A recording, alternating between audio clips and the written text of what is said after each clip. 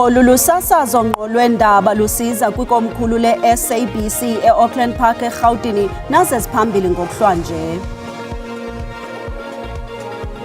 Isebe lenkonzo yezoluleko lingqinile ukuba ngenene uVusimuzi Cat Matlala ufuduselwe kwintilongo enokhuseleko oluqilima eKokstad KwaZulu-Natal. Usapho lomkhwetho neminyaka eli-19 nosweleke esesuthwini limemelela urhulumente ukuba milisele imithetho eqatha emabhomeni.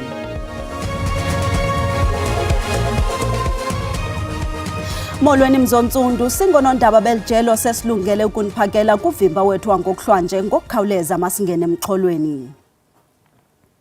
Isebe lenkonzo yezoluleko lingqinile ngokufuduswa kwebanjwe belivalelwe uVusimuzi Cat Matlala esiwa kwiziko lezoluleko laseKokstad kwiphondo laKwaZulu-Natal. Isebe lithi elinyathelo ilenze ngomhla wama-21 kwinyanga kaDisemba kwaye ilinyathelo eliqhelekileyo. Kwingxelo ekhutshwe lisebe namhlanje lichaze le ntshukumo njengenyathelo eliqhelekileyo. uMatlala ususwe kwiziko loluleko iKgosi Mampuru wasiwa kwijele yaseBhongweni nelilelona ziko loluleko eliphezulu elaziwa ngokuba liziko likumgangatho oxhomileyo olungiselelwe abophulimthetho abayingozi. Correctional Services confirms that on the 21st of December 2025, remand detainee Vusimuzi Matlala was transferred from Kgosi Mampuru, CMAX, to a Bongweni correctional facility. What has to be emphasized is that transfer of remand detainees and sentenced offenders between correctional facilities is a standard operational practice, which is informed by a range of considerations, primarily security, safety, operational requirements, and effective inmate management across the correctional system. It has to be stated as well that the transfer of an inmate does not prejudice their legal rights or access to services. uMatlala kulindeleke ukuba avele enkundleni kwakhona kulo nyaka omtsha uzayo njengoko ityala lakhe lisaqhuba. Usapho lomkhwetho neminyaka eli-19 ubudala uNalina Boy nophulukene nomphefumlo esesuthwini limemelela urhulumente ukuba milisele imithetho eqatha emabhomeni. uBoy nobengumfundi wematriki kwisikolo samabanga aphakamileyo iTiego Tawana uswe esuthwini ngenkani kutyholwa ngokuba umzimba wakhe ufumaneke usebuhlanti kwikhaya lekhankatha.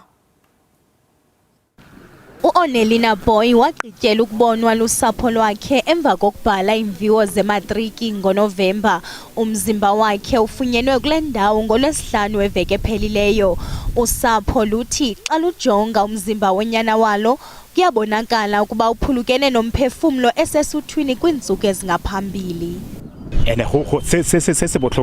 Eyona nto ebuhlungu kukuba kufika kwethu kwindawo afunyenwe kuyo umzimba wakhe bekubonakala mhlophe kuba umphefumlo wakhe wohlukene nenyama kudala ze wazokulahlwa kule ndawo.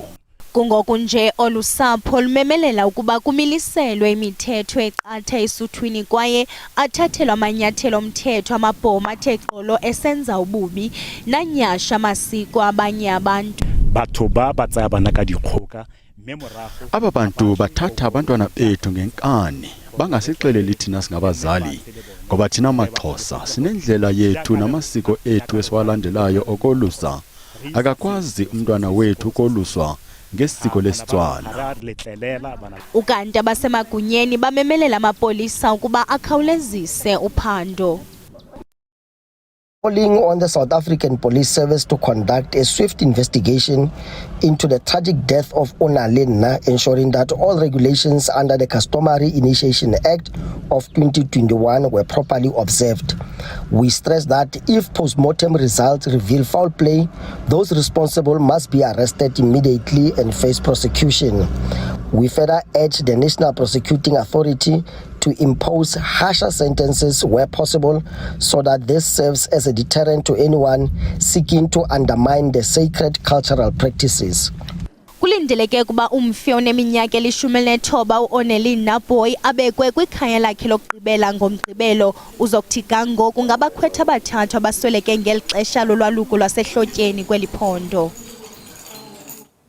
Kweli xesha lonyaka akonatyelwa iKrisimesi neNyibidyala kuphela, ikwalixesha lemiguyo kwiintsapho ezamkela ukubuya kwamadodana esuka esuthwini njengenxalenye yesithethe sakwaXhosa. Kuye kubanjwe ingxikela yemigidi. Isizwe samabomvana nesamabhaca eMpuma Koloni zenza kangangoko ukuqinisekisa ukuba abantwana baya entabeni bephila babuye bengenamkrwelo. Isithethe kudala sisenziwa kwiindawo ezininzi zeli, kodwa maxa wambi esi sithethe siza nentlungu kwezinye indawo njengoko abakhwetha besweleka. Ukusweleka kwabo ubukhulu becala bubangelwa kukuphelelwa ngamanzi emzimbeni kwanokungananzwa kwabo kumabhoma angekho mthethweni. Ukuphuma ebukhwenkweni nokungena ebudodeni buza nochulumanco njengoko iintsapho zisamkela amadoda besakuba ngamakhwenkwe. Kwabomvana eXhorha kwamkelwa amakrwala ngama-25 emva kokuchitha inyanga yonke entabeni. Uba sisabakhwetha ebhumeni singootata funeka siyohlala ebhumeni singabanikezela abantwana kuphela. Abantwana sibatritha ngendlela efanelekileyo. Senza imiyalelo ekuthiwa masiyenze apha ngootata bethu. Ukanti kwabhaca uluntu lwakwaPhalane lubhiyozele ukubuyela ekhaya kwamakrwala ngama-46. Amabhaca, amaHlubi kunye nabeSuthu banamalungu awo kule ndawo kwaye bathi onke amakhwenkwe abuyela kwiintsapho zawo engamadoda emva kokulenza kakuhle eli siko. We had 46 abantwana bebe entabeni babuya bebe seyi-46 benjalo. We had no fatalities, nothing at all. Siyabanakekela selwa sikubo 24/7 and then senza sure ukuthi abazali babantwana ososuthu bakhona. Ixesha lolwaluko lasehlotyeni eMpuma Koloni sele linabakhwetha abangama-22 abaswelekileyo. Kwiindaba ze-SABC ndingufundiswa Mhlekude eMpuma Koloni.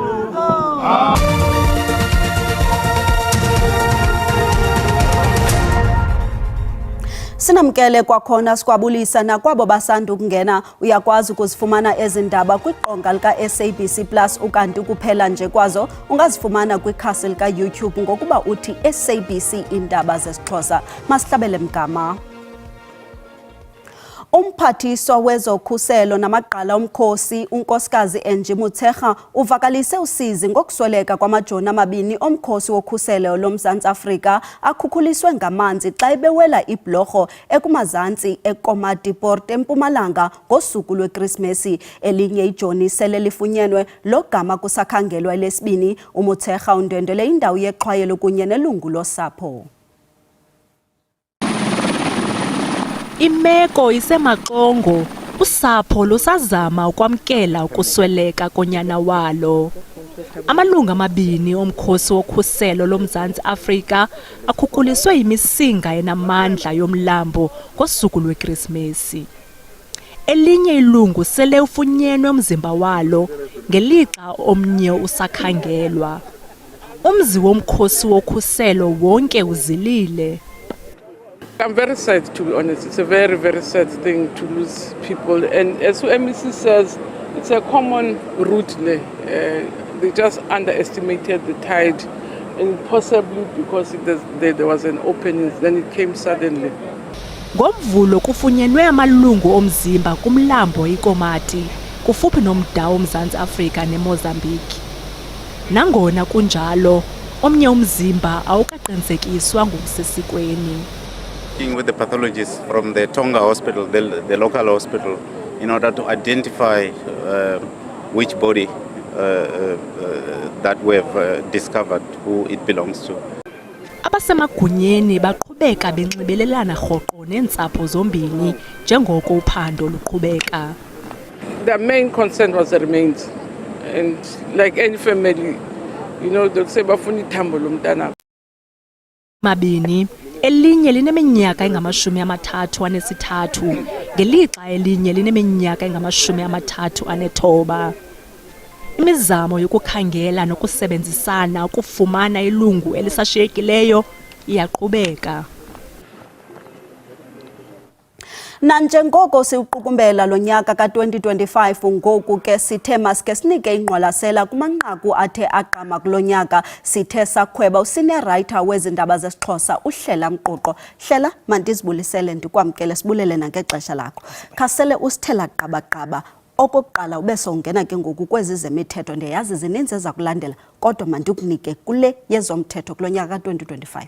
Nkosi Bhayi, ndikwabulisa nakubabukeli. Sithe siwuvula lo nyaka ka-2025. Sawuvula ngetribunal ihleli ngetyala likajaji oyintloko eMpuma Koloni, uJaji Selby Mbenenge. Elityala ke lityala elifakwe nguAndiswa Mengo ophangela kwaphayana kwi-High Court yaseMpuma Koloni. Esithi ke etyhola ngelithi ujaji oyintloko uJaji Mbenenge ebefuna okokubana bambathisane bafudumezane sexual harassment ke ngokwesilungu ngenkani. Lahlala ke elityala kwitribunal ibichotshelwe ngujaji othathe umhlala phansi uJaji Ngwebe. Ibihleli ke eSandton apha eGauteng. Ukanti ke kwakulo nyaka bekukho ityala belilikhulu lomntwana owathi walahleka waseNtshona Koloni, uJoshlin. uJoshlin uthe ke walahleka wafunwa kunanamhlanje akakafumaneki. Kodwa ke kufumaniseke into yokubana inkundla ifumaniseke into yokubana unina wakhe kunye neqabane lakhe kunye ke nezinye izihlobo zakhe bayabandakanyeka ekulahlekeni kwalo mntwana nokungafumaneki kwakhe. Kwakhona ke uTiffany Mick utyholo ngokubana ubulele umntana wakhe oneminyaka eli-11 apha eGauteng eFlayhoff. Yena ke kodwa ke okwangoku usaxoxa ityala kwaye uxoxa ityala engaphaya kwezitshixa. Ekugqibeleni ke inkundla ephakamileyo yaseFreystata ithe yawisa isigwebo sokubana amadoda xa efuna ukuthatha ifani zamakhosikazi awo ithe angathi ke azithathe. Ithe ke yenza isankxe kakhulu ke eso sigqebo sokubana amadoda akhwankqiseka ukubana ingenzeka njani na into yobana athi abhekele lobola kodwa iphinde kwakhona ibe ngabo abathathiseneni zabafazi. Ayilibalekile yokugqibela Mahlesko uze nayo. Kwezopolitiko bekushushu kakhulu kulo nyaka ka-2025 qabaqaba zeziphi kuwe ebeziqaqambile? Bekukho amarhe ke uqala kunyaka ukubana uGqirha Mbuyiseni Ndlovu uza kulishiya iqela le-EFF. Hayi ke wawadungelisa ke lamarhe uDr Mbuyiseni Ndlovu kodwa ekugqibeleni uthe wafaka incwadi kokubana ushiya phantsi kweli qela le-EFF. Nto leyo ke ethe ayamphatha kakuhle inkokheli ye-EFF uJulius Malema. Sithe ke sisajonge leyo uFloyd naye uFloyd Shivambu walandela wayokungena kwiqela le-MKP. Sithe sajonge leyo waphuma kwalapho uFloyd wahamba wayoqalela lakhe iqela ekuthiwa yiMayibuye. Ngoku ke xa sithetha uFloyd uneqela lakhe litsha. Sathi ke sajonge leyo eKZN kwezi veki zisandula ukuphela bekukho umlo othe waqhambuka kwindlewisomthetho yakhona ngelixa iqela le-MKP belifuna ukususa inkulubaphathiswa yelaphondo uThami Ntuli. Nalapho ke kuthe ekugqibeleni kwabanjwa amalungu e-MKP angama-35 kwabanjwa ilungu elinye lombutho we-EFF. Nalapho ke kuthe konzakala owasetyhini apho kulo ndlewisomthetho. Kwakhona kulo 2025 uMzantsi Afrika okanye mandithi umongameli simbonile enyathela kwi-White House. Amaninzi amarhe uMzantsi Afrika wanxakama zininto into ezenzekileyo. Khawusithele qabaqaba kwenzeke ntoni? Uqalele phi lo mbhodamo? Kubekho ke izityholo ezithe zabekwa eli loMzantsi Afrika lokubana kubulawa abantu abamhlophe abathetha ulwimi lwesiBhulu kwaye babulawa ngenyikitya. Lapho ke athe ke ngoku umongameli waseMelika uDonald Trump waliqwaya eli lizwe loMzantsi Afrika. Kulapho ke ngoku kuye kwafuneka into yobana umongameli weli ahambe ayokusithethelela khona pha. Kodwa ke elona nqaku lithe lahamba phambili kakhulu kulo nyaka linqaku likaNjengele wase-KZN uNhlanhla Mkhwanazi. Nalapho ethe wabeka izityholo ngakosopolitiki abaliqela nathi bayangenelela kwingalo yomthetho nendlela ingalo yomthetho ekufuneka into yokokubana iqhutywe ngawo kweli. Nalapho ke kuthe yazala iMadlanga Commission kunye ne-ad hoc committee nazo ke eziphanda ingcambu kwanengxaki ezibangelwa kukungenelela kosopolitiki. Sibulele kakhulu Hlela ngexesha lakho. Enkosi kakhulu. Kwaca. Ipalamente ithi ukwakhiwa ngokutsha nokulungiswa kwesakhiwo kuyaqhuba kwaye onke amalungiselelo ahamba kakuhle. Oku kusemva kokuba esakhiwo satsha sangqungqa ngonyaka ka-2022. Ukususela ngoko iinjineli kunye nabakhi babila besoma ukwakha esakhiwo nesilindeleke ukuba sigqitywe ngokusesikweni ngoDisemba wonyaka ozayo. Zimbalwa zidlulileyo epalamente bekumaxhaphitshu ukusukela kwabasusa inkunkuma abakhi bebila besoma kunye namalungu epalamente nkqu nabanye abasebenzi basephali bonke besenzela amashishini abo beqinisekisa ukuba iziko lisaqhuba kakuhle ngeli lixa kusakhiwa ngokutsha.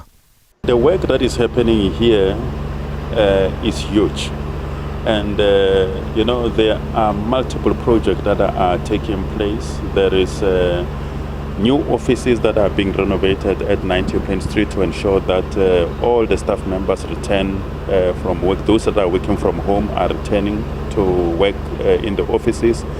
We're creating more offices for members of parliament. Oku kusisiphumo somlilo owathi wagqugqisa ngoJanuwari ka-2022. Ukusukela ngoko indlowiso-mthetho yesizwe kunye nezakhiwo zendibano zathi zavalwa. Ngeli lixa uMothapo esithi ukuvuswa ngokutsha kwesakhiwo kusendleleni. Umphathiswa wemisebenzi yoluntu kunye neziseko ezingundoqo uthi, I'm no engineer, but I know that whenever you try and renovate your bathroom, it always takes longer than what they say. So I think that on a project that big, I think we'll wait to see. Amagosa ongameleyo kunye namagosa epalamente enze ezinye izicwangciso zomsebenzi kweli ziko ukuba uqhubeke. Urhulumente wemisebenzi yoluntu uthi kuqeshwe ikontraka ukuze igqibezele ukwakhiwa kwakhona ekulindeleke ukuba kuphothulwe phambi kwentetho ngobume besizwe elandelayo. Ukanti kwezingena ngoku ugqatso lokutyumba intloko yegunya abantu lezotshutshiso yombethwe imicelimngeni. Oku kulandela ukuba igqwetha uBarabas Xulu efake isicelo esingxamisekileyo nesithintela ukuqhutywa kwale nkqubo. Sinikhumbuzeke ukuba ezankomso ziza noxa bethu ngolwimi lesizulu. Kamnandi mawethu.